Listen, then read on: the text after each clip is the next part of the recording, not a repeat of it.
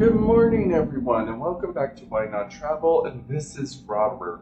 So, we are back in Port Canaveral. The cruise is over. Like I said, it was a weekend getaway cruise just down to Nassau and Coco Cay. However, our flight doesn't actually leave until 7:30 tonight.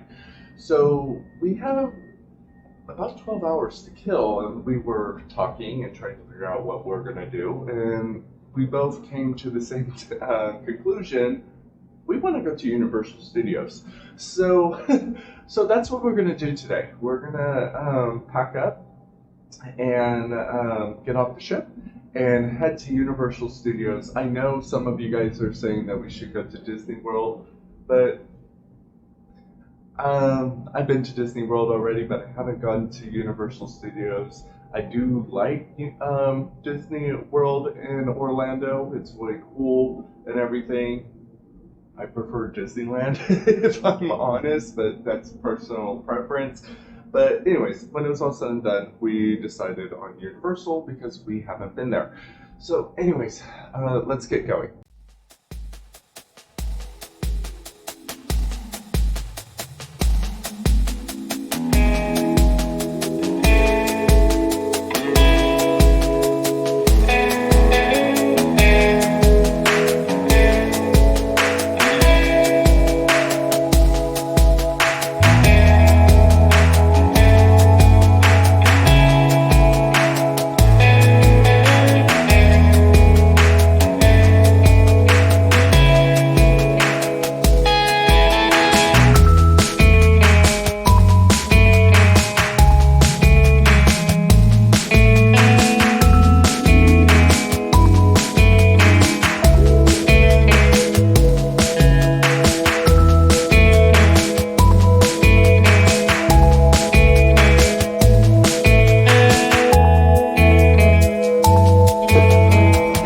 We made it to Universal Studios and I'm impressed. Just from the entrance, it looks a lot bigger and more open than the one in Los Angeles, the one I normally go to.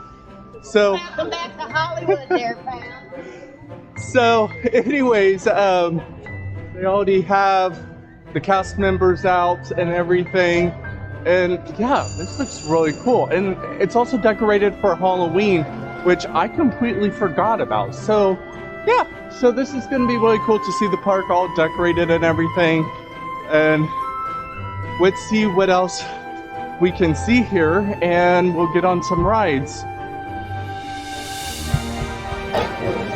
First ride of the day, E.T. I think it's a 4D experience.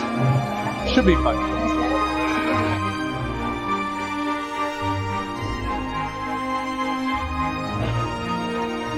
Okay, first ride down. So that was pretty cool. If you're a fan of E.T., you would like this ride. It's a dark ride. Basically reenacts the famous scene of when you're on a bike and you go flying and everyone is chasing after you. So yeah, that was really cool. On to the next ride.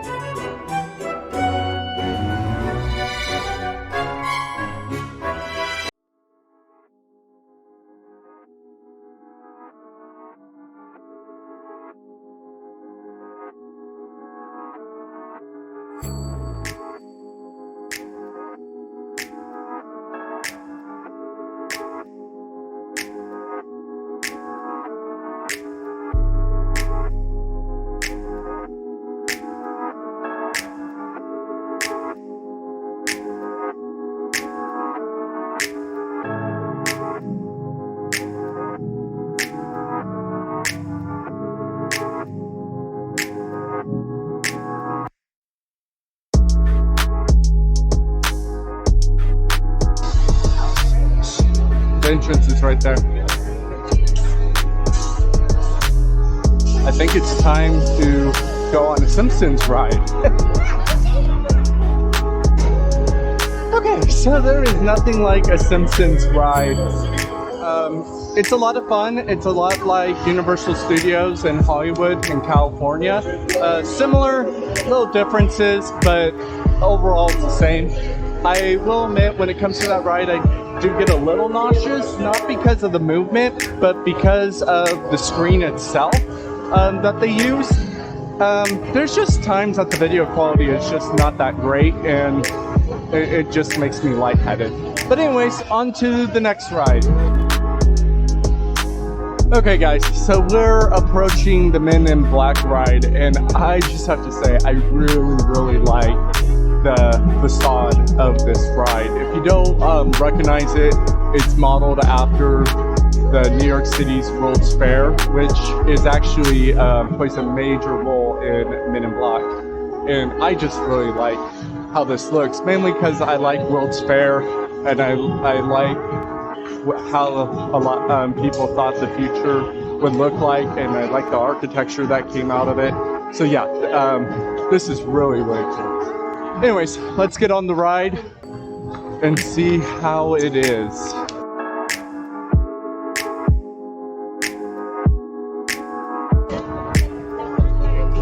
Okay, so the Men in Black ride is once again a dark ride. Definitely a trend here. I think it's mainly because it's Universal Studios, and so it's like Disneyland. It's just a lot of dark rides and everything. But anyways, the ride itself was fun. I don't know if I would wait in a long line for that ride. It's basically kind of like Buzz Lightyear at Disneyland. You're basically in a little cart going around shooting aliens. It was fun, but like I said, if there's a long line for it, I think I would skip it. Anyways, we are gonna keep on walking, and we'll see what we could run into. That's the first time I have seen a sign for the Harry Potter area. We're definitely gonna go over to the Harry Potter area. It's next. Oh, sweet! Harry Potter's next. Yay!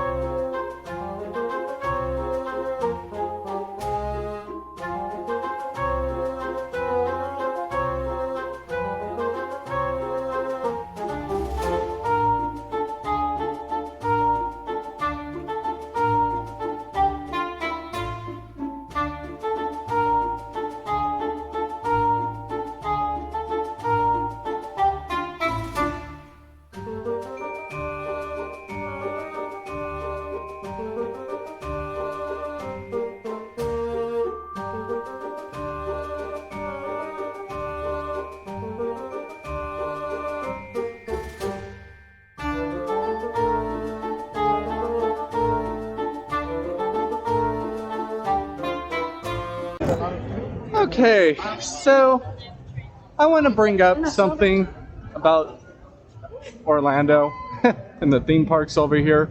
At first I just thought it was Disney World, but we just ran into it here as well. See, yes, the theme parks in Orlando compared to California are a lot bigger. They have more of a wow factor. But the downside to that, since they were able to spread out, was instead of making things included all in one park, they divided everything up into multiple parks. So what do I mean by this? Well, for example, Disneyland in Anaheim, California has, in my opinion, more things to do ride-wise and things to see than actually the Magic Kingdom and Disney World. And the reason why is they separate their parks out, so you got to pay to go to all these separate parts, where in Disneyland you just have to pay for one park and you see majority of everything. Now, yes, I know someone's going to say, well, what about California Adventures? That is true. California Adventures is a different part, but it's really hard to explain. I'm just comparing Disneyland to the Magic Kingdom of Disney World. It's just there's more included.